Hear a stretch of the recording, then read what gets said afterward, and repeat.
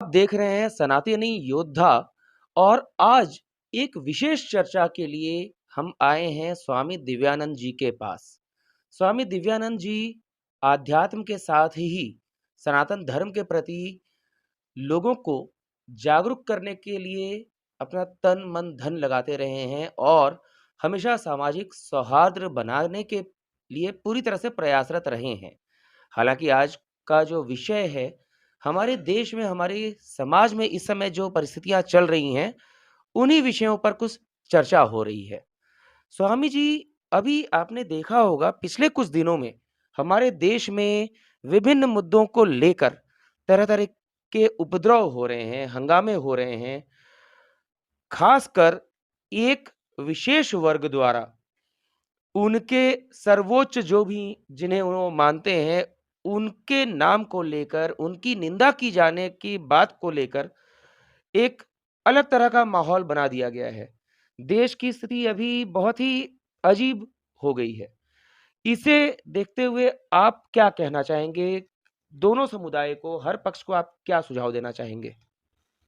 सबसे पहला, जो भी व्यक्ति धार्मिक है, वो किसी धर्म समुदाय पंथ को मानने वाला हो, तो धार्मिक व्यक्ति कभी भी किसी धर्म को गलत नहीं कर सकता।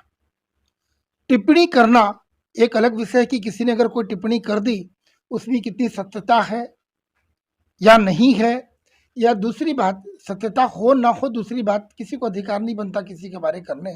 लेकिन कुछ कॉमन चीजें, सामान्य बातें हैं जो सामान्य चर्चा में है, लेकिन अगर किसी व्यक्ति विशेष ने बोल दिया तो मुद्दा बन गया।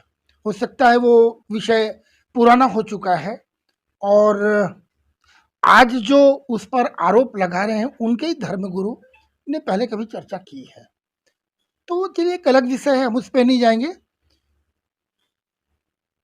एक सनातनी हमेशा एक सहिष्णु कहा गया है। हमारी शिक्षा, हमारा संस्कार बाल्यकाल से ही एक ऐसा सिखलाया जाता है कि मनुर्भव। कोई सिखलाता है तो मसीही बनो, कोई कहता है तो मोमिन बनो, लेकिन मात्र एक हिंदू, एक सनातनी है जिसे एक बाल्यकाल से सिखलाया जाता है मनुर्भवो, एक मनुष्य बनो। एक भारतवासी, एक सनातनी कहता सर्वे भवन्तु सुखिनः सर्वे सन्तु निरामया, सभी ये हो, धर्म की जय हो, अधर्म का नाश हो। हम ही कहते हैं वसुदेव कुटुंबकम। तो ये जितनी परिभाषाएं, जितनी उक्तियां हैं हमारे साथ है, और ये देखेंगे कि हमारे धर्म के लोग जो सनातन को मानने वाले हैं, हमेशा सहनशील, उनके अंदर में सहनशीलता, सहिष्णुता रही है। जितना भी अत्याचार हो जाए, एक सनातनी हमेशा भी, आप कभी नहीं देखेंगे एक सनातनी किसी के ऊपर पत्थर फेंका, कहीं यूनिवर्सिटी में आग लगा दी, थाने में आग लगा दिया। ये हमारी परंपरा नहीं रही है। और इतना ही नहीं, मैं ये भी बोलूं, हमारे देवी देवताओं के ऊपर बहुत अपमान, विभिन्न प्रकार के पेंटिंग्स बनाना, मूर्तियों का अपमान करना, सीधे हमारे विग्रहों के ऊपर में छेड़छाड़ करना। लेकिन हमने, ये चेष्टा हमारी यही रही कि कैसे ये बातों से सुलझ जाए और भगवान सबको सुबुद्धि दे।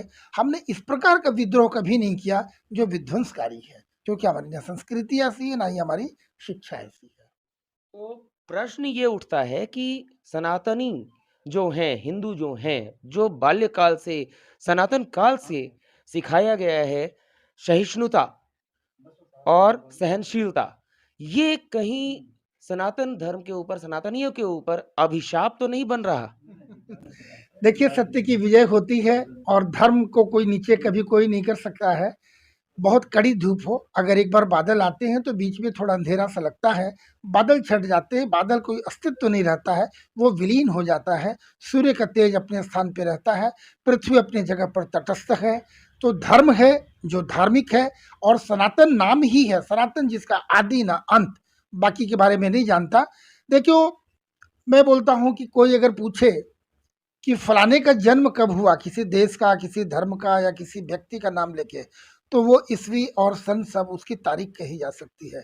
तो सनातन का जन्म कब हुआ, हमारे देवादिदेव महादेव का जन्म कौन कब हुआ, उनके पिता कौन थे, या हिंदुस्तान का जन्म कब हुआ, ये कोई इसका उत्तर नहीं दे सकता। तो हम सनातन है, आदि है ना अंत है। और आक्रांता, किसी भी रूप में विधर्मी, हर युग में, प्रत्येक युग में रहे हैं। पहले भी थे, सतयुग में थे, त्रेता में थे, द्वापर में थे, आज कलयुग में भी है। हो सकता है आने वाले समय में देखा जाए क्या होगा, आने वाली बात तो नहीं कही जा सकती है। लेकिन जो भी आक्रांता, जो विधर्मी रहे हैं, प्रत्येक युग में उनका अंत रहा है, उनका हश्र बुरा ही हुआ है। जो बुरा कर रहे हैं उनका भी बुरा होगा। एक और प्रश्न इसी पर, जिस तरीके से किसी भी धर्म का, किसी भी धर्म गुरु का या किसी भी धर्म के सर्वोच्च स्थान पर जो हैं, उनका अपमान करना, निंदा करना अति निंदनीय है। ऐसा नहीं किया जाना चाहिए, मैं इसका पक्ष नहीं लेता। लेकिन जिस तरीके से विभिन्न देशों में, विभिन्न समुदायों में ईश निंदा नामक कानून का उपयोग किया जाता है, तो इसी प्रकार क्या हमारे देश में प्रभु निंदा कानून नहीं बनाया जा सकता या बनाए जाने की आवश्यकता नहीं है क्या? अब जो स्थिति देखने को मिल रही है, अवश्य बननी चाहिए और सभी इस बात को अपनी शांतिपूर्ण ढंग से सरकार तक पहुंचाएं, क्योंकि हम विद्रोह करने वाले, तोड़फोड़ करने वाले नहीं हैं। आवाज शांति ढंग से, शांतिप्रिय ढंग से आवाज उठनी चाहिए, जानी चाहिए, क्योंकि अब जो हमारे देवी देवताओं का, विग्रहों का जो अपमान हो रहा है, अब वो सहनीय नहीं है।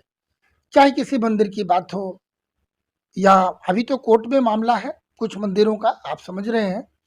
तो हमारे आराध्य देव का यदि अपमान होता रहा है, ये क्षतिपूर्ति नहीं हो सकता है। ये दिल को कचोटता है, हृदय के अंदर में ये चोट, आघात लगती है। तो भाई दूसरे लोग इसी देश में रहकर वो अपना कानून चलाना चाहते हैं।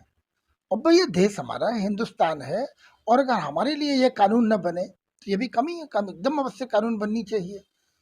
मैं बोलता हूँ कोई भी धर्म का व्यक्ति हो जो दूसरे धर्म का या किसी को धर्म से का अगर वो कहीं अपमान करता है, ये किसी के लिए स्वीकार्य नहीं है, ये बिल्कुल स्वीकार्यता नहीं है। इसके लिए ये दंडनीय है और ऐसा कानून बने कि इसमें कोई हिम्मत न करे, कठोर से कठोर दंड दी जाए उसे। दूसरे लोग तो अपनी तरफ से फरमान जारी कर देते हैं, हमारे यहाँ वो परंपरा नहीं है, आगे भी नहीं होनी चाहिए। हमारे लिए कानून है, कानून व्यवस्था को हम हमेशा सम्मान देते रहे हैं। कानून है, नियम बने हैं, जो शास्त्र सम्मत, जो कानून सम्मत है। लेकिन ये नियम होनी चाहिए, बननी चाहिए। मैं भी कहता हूँ ये होनी चाहिए। तो ये हैं स्वामी दिव्यानंद जी, जिन्हें आपने खुलकर सुना। इन्होंने स्पष्ट रूप से कहा कि जो सामाजिक विद्वेष चल रहा है, ये कहीं से भी स्वीकार्य नहीं है।